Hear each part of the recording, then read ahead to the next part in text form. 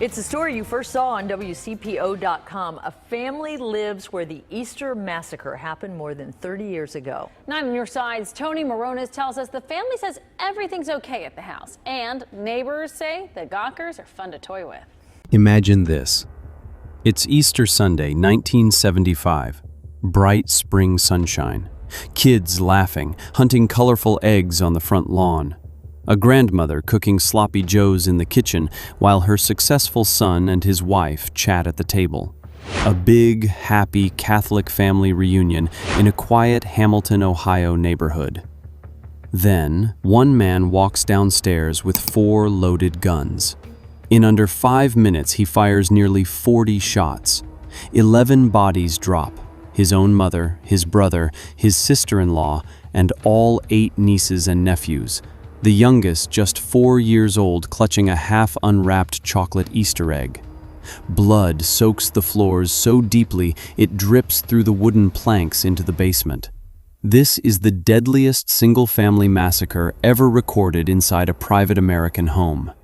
And the killer? A quiet, 5'6", 135-pound, glasses-wearing loner who lived upstairs with his mom. Today, we're going deep. Deeper than any documentary, into the tormented life, the meticulous planning, the 3 explosive trials, the insanity debate that still divides people, and the haunted house that still stands today. This is the full, uncensored story of the Easter Sunday Massacre and James Urban Rupert.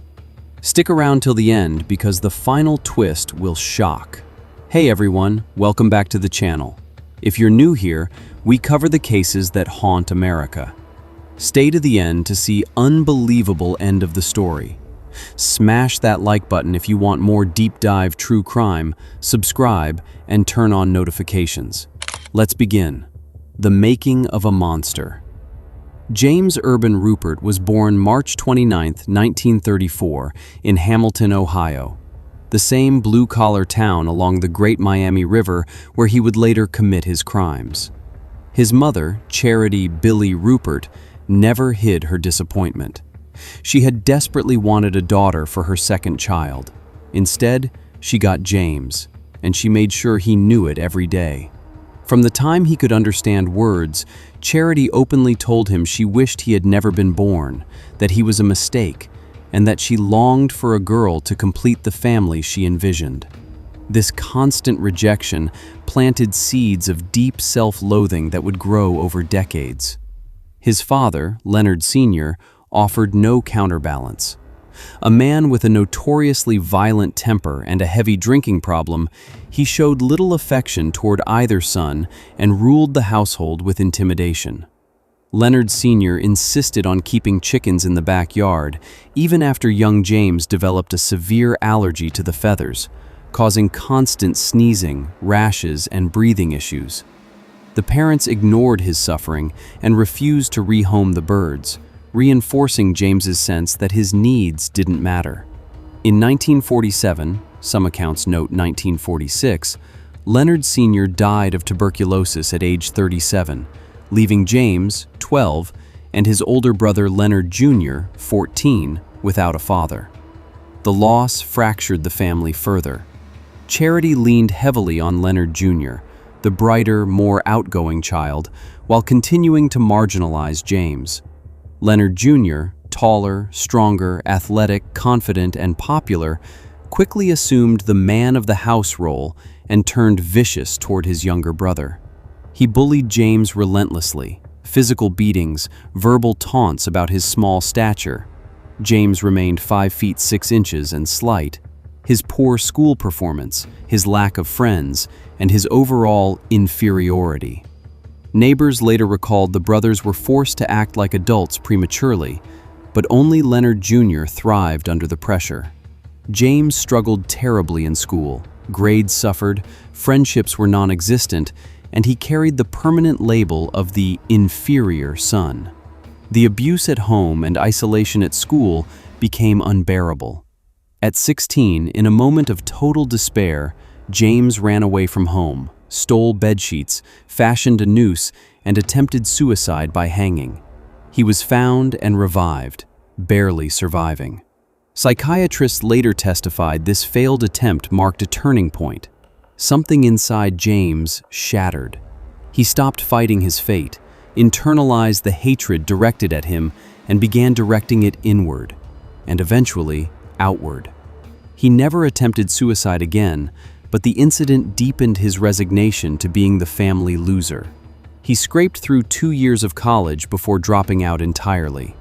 Leonard Jr. excelled, earning an electrical engineering degree, securing a stable, prestigious job at General Electric, buying a comfortable house in nearby Fairfield, and marrying Alma, one of the very few girls James had ever dated and still quietly carried feelings for.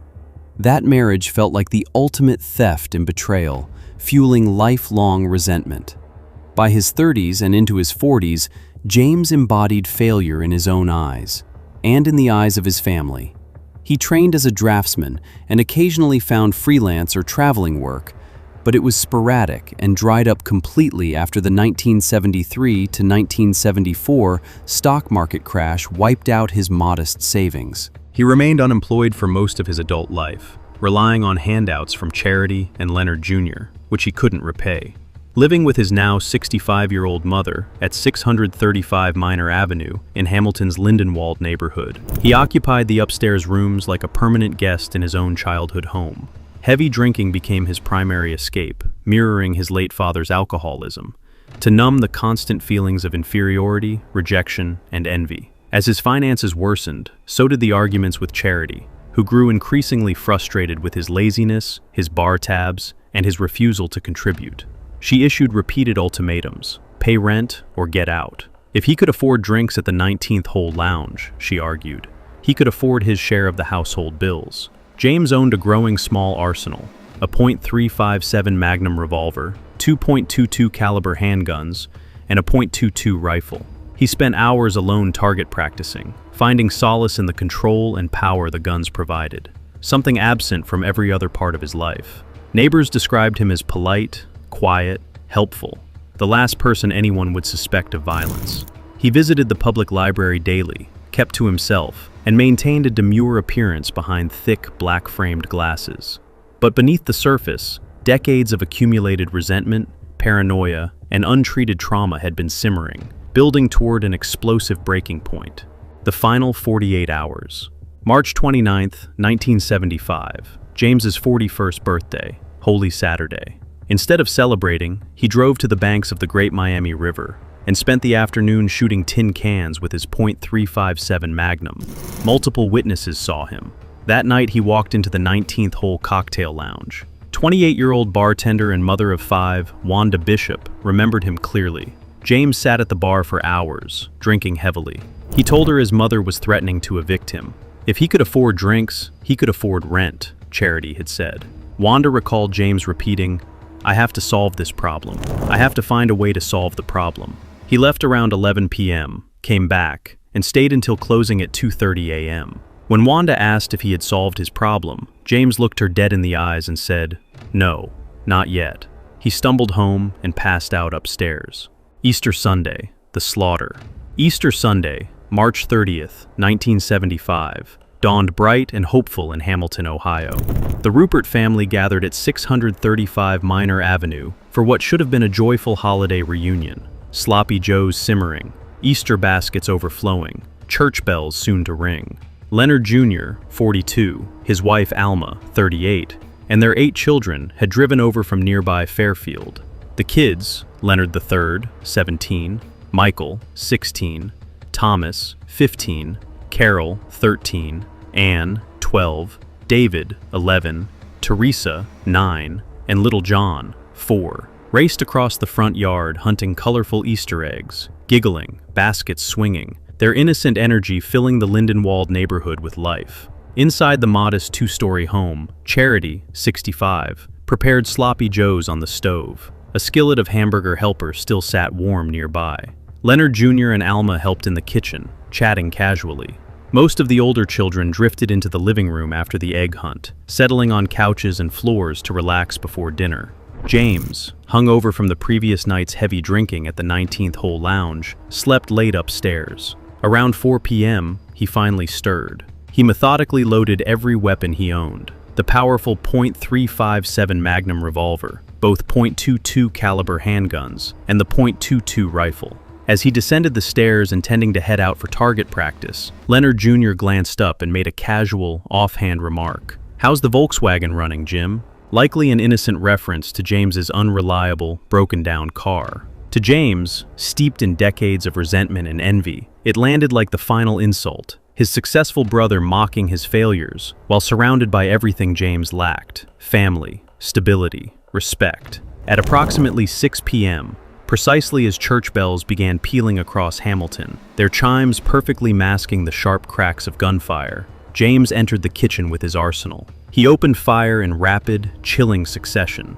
First, Leonard Jr., shot point blank in the head, collapsing backward onto the floor. Then Alma, multiple shots, including a fatal chest wound that felled her. Charity, in a desperate maternal instinct, lunged at her son to stop the carnage. James shot her once in the head and twice in the chest, a near Mozambique drill pattern. In the same kitchen space, the children present, David, 11, Teresa, 9, and Carol, 13, were cut down before they could even process the horror or scream. James moved swiftly around the corner into the living room. Anne, 12, tried to bolt. He shot her. Leonard III, 17, stood frozen in a doorway, gun down. Michael, 16, Thomas, 15, and little John, 4, still clutching his half-eaten chocolate Easter egg, were executed where they sat or stood, bodies crumpling amid holiday decorations. James was disturbingly methodical and efficient. Coroner and investigator reports later confirmed his pattern. He fired an initial disabling shot into each victim's torso to prevent escape or resistance, then circled back to deliver finishing kill shots, most to the head at close range, ensuring death. Alma was the exception with her fatal chest wound. The rest, including all children, received headshots, some multiple. 3 victims hit 6 times each. If anyone moaned, twitched, or showed the slightest sign of life, another bullet silenced them. The entire massacre unfolded in under 5 minutes. No screams pierced the air due to the shocking speed and surprise. He fired between 35 and 44 rounds, sources vary slightly, with at least 40 striking the victims. Only faint signs of struggle remained. One overturned waste paper basket in the kitchen, and a back door cracked open just inches.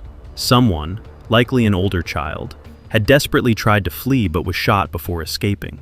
After the last shot, James propped the rifle against the refrigerator door in the kitchen and left the 3 pistols scattered in the living room.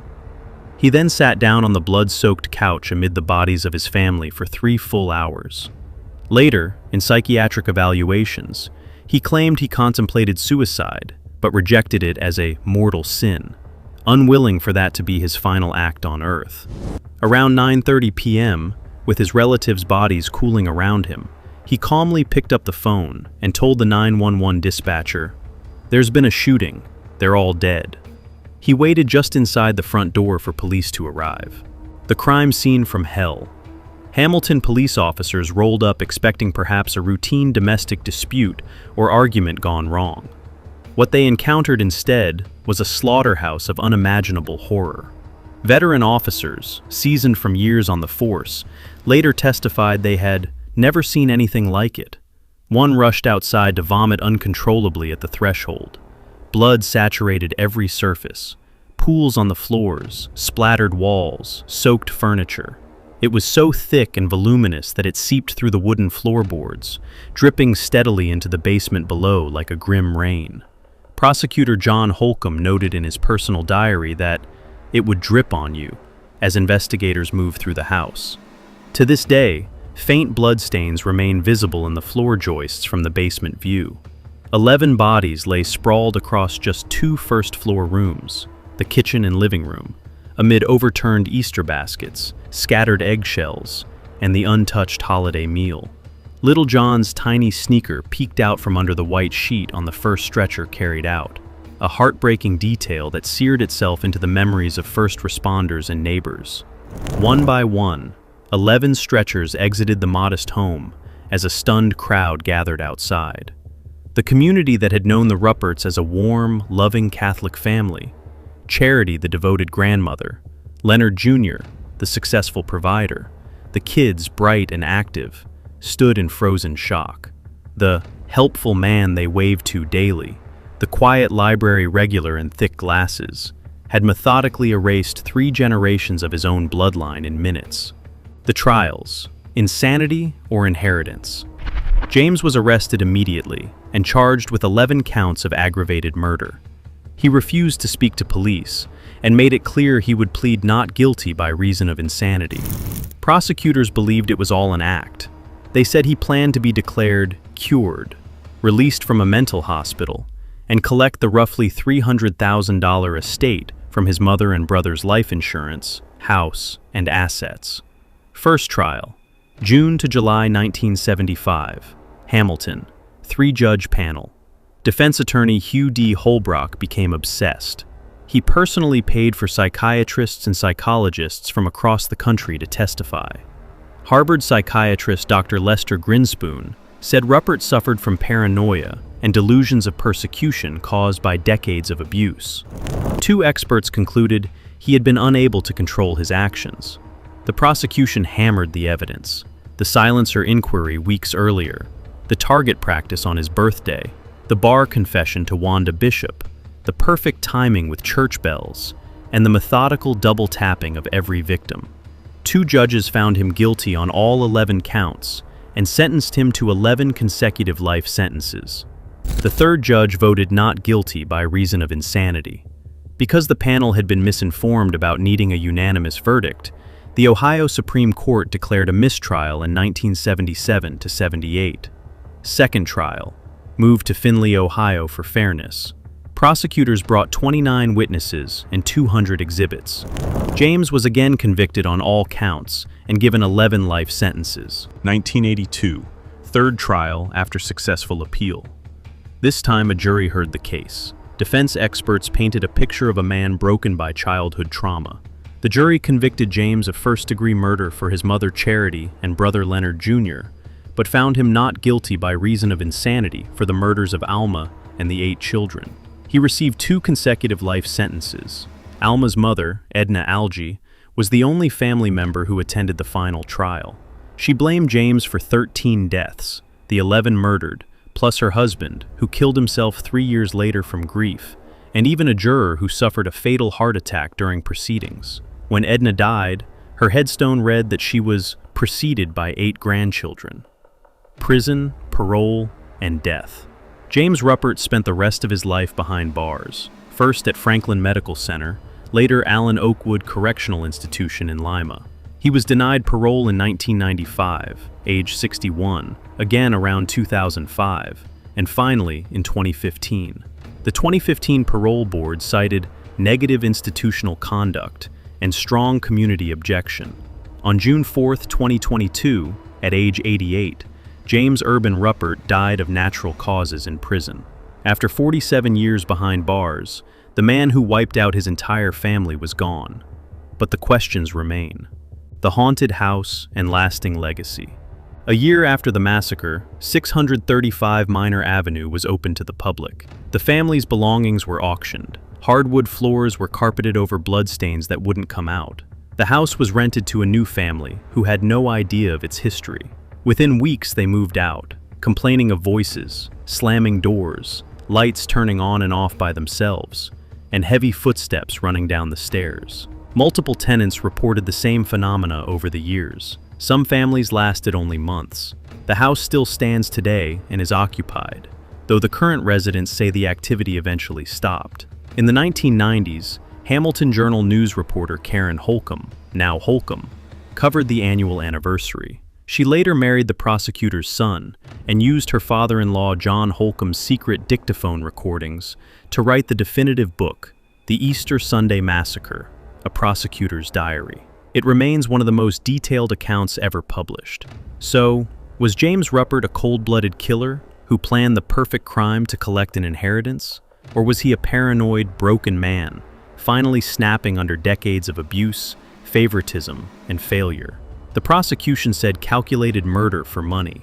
The final jury said he was legally insane when he slaughtered the children in Alma, but sane enough to be held responsible for his mother and brother. Psychiatrists still disagree today. 11 lives, 8 of them children who should be grandparents now, erased in 5 minutes on a day meant for resurrection and hope. The Easter Sunday Massacre remains the deadliest family annihilation inside a private residence in U.S. history. What do you think?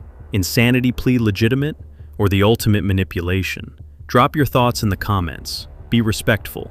Which part of this case shocked you the most? If you want more deep dive stories like this, hit like, subscribe, hit the bell, and comment more massacres below. Share this video with someone who loves true crime. Thank you for watching. Stay safe out there, because sometimes the monster sleeps upstairs.